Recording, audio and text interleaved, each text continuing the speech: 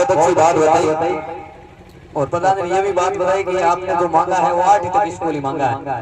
अब आप खुद सोच लीजिए आपने मांगा क्या है, कि हमारे क्या होना चाहिए, हमारे 8 तक स्कूल होनी चाहिए। थोड़ा बड़ा मांगो। चलो, प्रधान जी ने बहुत ही ओजस्वी स्पीच तो दिया ही है, लेकिन आज मैं ये कहूंगा प्रधान जी ने ये भाषण नहीं दिया है, लेकिन प्रधान जी ने अपने परिवार के बीच पधार कर वो सब बातें बताई है जिन बातों का हमें अनुसरण करना चाहिए।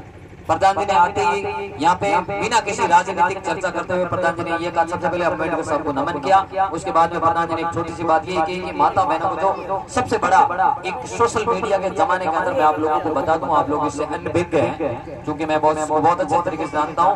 और युवा लोग और इस प्रकार के बच्चों को समझाना ये मेरा काम नहीं है, लेकिन जो ये साफे वाले बुजुर्ग लोग बैठे हैं ना, इस समाज के संस्कारों को बचाए रखने का काम इन लोगों का है। निश्चित रूप से जो प्रधान जी ने बात बताई ना कि आजकल रीलों में पर लड़का पता नहीं किससे चैट कर रहा है, किसे बातें कर रहा है, क्या कर रहा है। आजकल आर्टिफिशियल इंटेलिजेंस के इस जमाने के अंदर आपको सोशल मीडिया से लड़के क्या होता है, 80% लड़के पढ़े लिखे लड़के गलत दिशा में जाते हैं। उन लड़कों का स्टेटस लगाने का, उन लोगों के डीपी लगाने का, उन लोगों से चैट करने का, उन लोगों से दूसरे धर्म जाति व्यवस्था के लोगों के ऊपर कमेंट करने का तरीका इतना मतलब एक अलग हो गया है।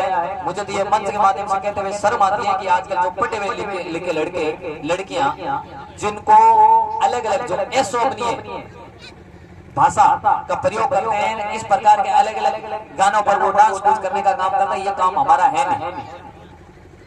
मैं तो ये कह रहा हूँ कि आज के इस आधुनिक जमाने के अंदर, डिजिटल युग के अंदर डिजिटल जमाना हुआ है, लेकिन हमने कहीं न कहीं अपने संस्कारों को खो दिया है। इस मंच के माध्यम से छोटी भी बात मैं ये भी कहना चाहूंगा, जितने भी जो यहाँ पे बुजुर्ग लोग खड़े हैं, युवा लोग खड़े हैं, अगर जिनके भी संतानें हैं, माताएं बहनें बेटी हैं, मैं तो आप सब लोगों से ये कहना चाहूंगा कि अगर आपका बच्चा है, अगर आपका बच्चा स्कूल जाता है, स्कूल जाने के बाद अगर आपका बच्चा दादा के पास, बड़े पापा के पास, मम्मी के पास, पापा के पास अगर नहीं बैठकर अगर वो मोबाइल मोबाइल में ध्यान देता है, मोबाइल लेता है ना, तो निश्चित रूप से इस बात को गांठ बांध लीजिएगा कि वो बच्चा गलत दिशा में जा रहा है।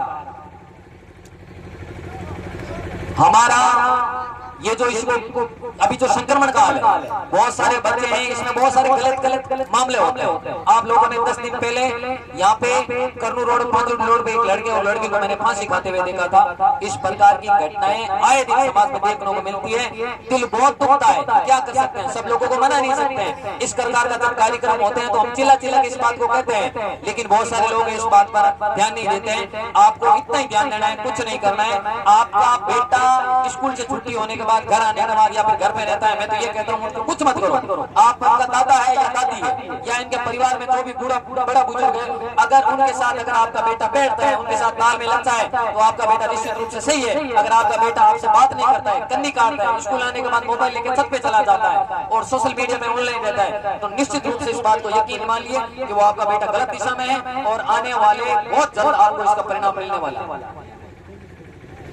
समाज के इस मंच पर मुझे ये बोलने का मौका मिला, इसलिए मैंने ये बात कही है। बहुत सारी चीजें हैं जो कि इस प्रकार के जब मैं भाषण शुरू करता हूँ तो कड़वी बातें कई बार आ जाती है, क्योंकि ये अपना समाज है और मैं मेरे समाज को एक पढ़ा लिखा लड़का होने के नाते मैं मेरे समाज को, मेरे बच्चों को, मैं मेरे भाइयों को, मैं मेरे बहनों को गलत रास्तों में जाते हुए देखना नहीं चाहता हूँ। इसलिए मैं कहता हूँ मेरी बातों को अगर आप लोगों को थोड़ा बहुत भी बुरा लगा तो मैं क्षमा चाहता हूँ, लेकिन ये समाज अपना गलत दिशा में जा रहा है, जाए नहीं, इस पर आपको काम कौन करेगा, ये बुजुर्ग लोग करेंगे।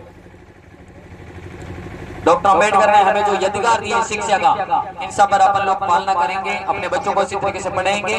आज इस जन्म जयंती के अवसर पर हम लोग इकट्ठे हुए तो निश्चित रूप से अच्छी बातों को मानेंगे, उनका अनुसरण करेंगे। और मैं आप सब लोगों के, जितने भी जो तमाम लोग यहाँ पे आए हैं, उन सब लोगों के उज्जवल भविष्य की कामना करता हूँ। चाहे आप जो भी हो, राजनीति क्षेत्र से हो, साहित्य के क्षेत्र से हो, शिक्षा के क्षेत्र से हो, व्यवसाय में हो, आप लोग उन्नति करें, अपने समाज को आगे बढ़ाने का काम करें। बाबा साहब ने जो बातें बताई उनकी पालना करें। पुणे आप लोगों ने मुझे सुना, इसलिए आप सबका बहुत बहुत आभार और धन्यवाद।